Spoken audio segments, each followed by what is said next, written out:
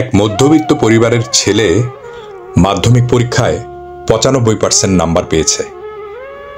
বাবা মার্কশিট হাতে নিয়ে আনন্দে চেঁচিয়ে বললেন, ওগো শুনছো, পায়েস বানাও, আমি রসগোল্লা আনছি, তোমার ছেলে মাধ্যমিকে ৯৫% নাম্বার পেয়েছে।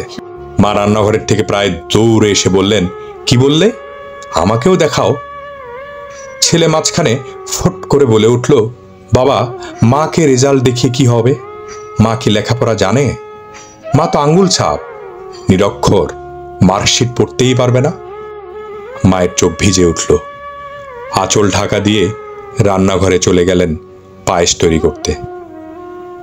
ছেলের কথা শুনে বাবা বললেন, হ্যাঁ রে, এটা সত্যি, তোর মা পড়তে পারেন না।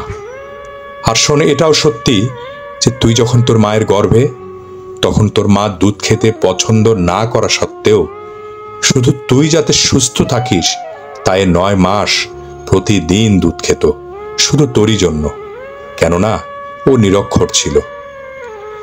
সকাল ৭টার সময় তোকে স্কুলে যেতে হবে, তাই তোর মা ভোর ৫টার সময় ঘুম থেকে উঠে তোর পছন্দের জল খাবার আর টিফিন তৈরি করত, কেননা ও নিরক্ষর ছিল।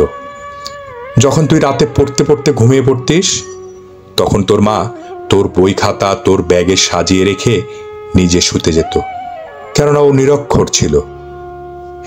তোকে ভালো কাপড়, জামা, জুতো দেওয়ার জন্য আমাকে জোর করত আর নিজে দুটো শাড়িতে বছর পার করে দিত, কেননা তোর মা নিরক্ষর ছিল।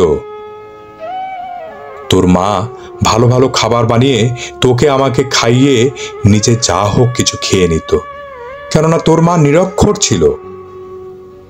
এই কাগজের টুকরোতে যে নম্বর তুই পেয়েছিস তা তোর মায়ের দান, জেনে রাখিস। সেদিক থেকে ধরতে গেলে তোর মায়ের ডিগ্রি পিএইচডির উপরে, আর তুই বলছিস নিরক্ষর। মা তোর সবচেয়ে বেশি ডিগ্রিধারী শিক্ষক। যা, মায়ের পা ধরে ক্ষমা চেয়ে আয়।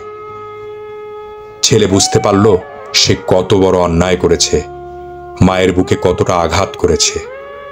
সে কাঁদতে কাঁদতে রান্নাঘরে ঢুকে গেল। অনেক সন্তানই নিজেদের মা বাবাকে অপমান করে, ছোট ছোট কারণে রাগ দেখায়, অভদ্র ভাষা ব্যবহার করে কথা বলার সময়।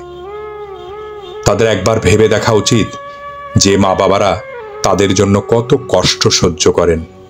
নিজেদের ইচ্ছা, শখ, আয়েশি জীবন সব অভিলাষ জলাঞ্জলি দিয়ে অবদমন করে বহু আত্মত্যাগের মধ্য দিয়ে সন্তানকে মানুষ করে তোলেন।